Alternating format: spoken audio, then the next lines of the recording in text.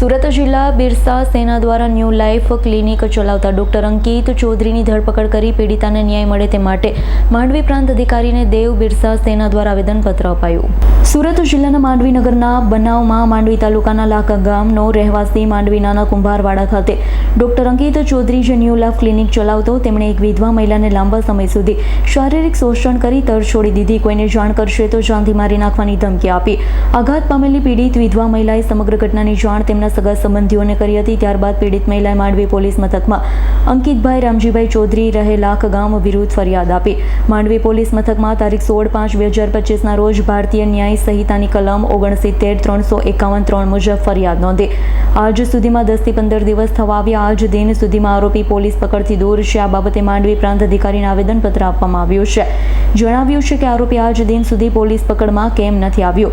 Mandvi police કોઈના દબાણમાં આવીને કામ કરે છે કે શું? પોલીસ આરોપીને કેમ છાવરી રહી છે?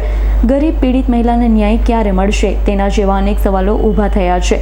પીડિત મહિલાને જલ્દી ન્યાય મળે આવું કૃત્ય કરનાર વ્યક્તિ ડોક્ટર અંકિત રામજીભાઈ ચૌધરીને પોલીસ જલ્દી પકડે, જેલ ભેગો કરે, સખતમાં સખત સજા થાય તેવી દેવ બિરસા સેનાની માંગણી અને લાગણી છે। અરવિંદ વસાવા, દેવ બિરસા સેના અધ્યક્ષ।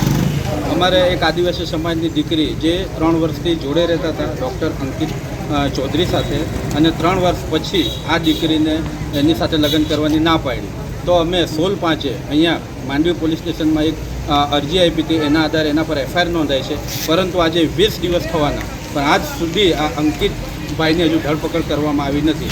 તો અમારો સમસ્ત આદિવાસી સમાજ જાણવા માંગે છે કે સુરતની પોલીસ આટલી સક્ષમ છે, આટલી શક્તિશાળી છે, તો હજુ સુધી કેમ પકડમાં આવતો નથી આરોપી? અને અહીંયા તો અધિકારીઓ સૌથી બેસ્ટ અને બુદ્ધિશાળી છે, તેમ છતાં હજુ ડૉક્ટર અંકિત પટેલ એમના ગિરફ્તમાં આવતો નથી, એની ધરપકડ કરવામાં આવી નથી।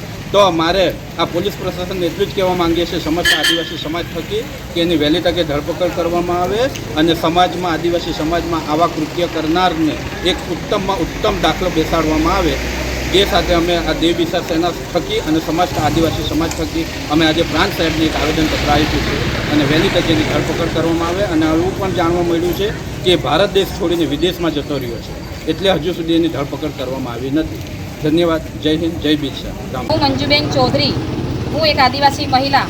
અમે ગયા મહિનાની 16/5ના તારીખે અમે અહીંયા પોલીસ સ્ટેશનમાં અરજી આપી હતી। હજુ સુધી પોલીસ સ્ટેશનમાં કોઈ કાર્યવાહી કરવામાં આવી નથી। પીડિત મહિલાને ડૉક્ટર ચૌધરી અંકિત ડૉક્ટર ચૌધરી એમની કોઈ ધરપકડ કરવામાં આવી નથી। અમને પોલીસવાળા ખોટી અને જુઠ્ઠી આશ્વાસન આપતા છે કે તમે શાંતિ રાખો, કે તમને ન્યાય મળશે, અમે આરોપીને પકડી લાવીશું, પણ હજુ સુધી કોઈ આરોપીને પકડવામાં આવી નથી। અને અમને એવી જાણ મળી છે કે આરોપી વિદેશ જતો રહ્યો છે। હું ચૌધરી કાજલ, હું પણ એક આદિવાસી છું અને એક આદિવાસી દીકરીને ન્યાય મળે એના માટે હું અરજ કરું છું કે જલ્દીમાં જલ્દી છોકરીને ન્યાય મળે।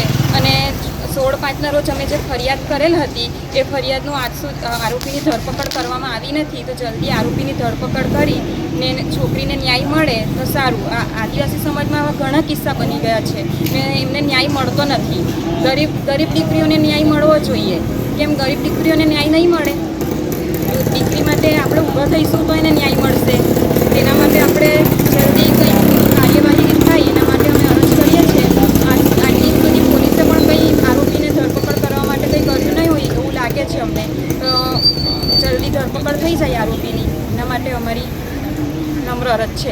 જીતેન્દ્ર સોલંકીનો રિપોર્ટ, S9 ન્યૂઝ, માંડવી।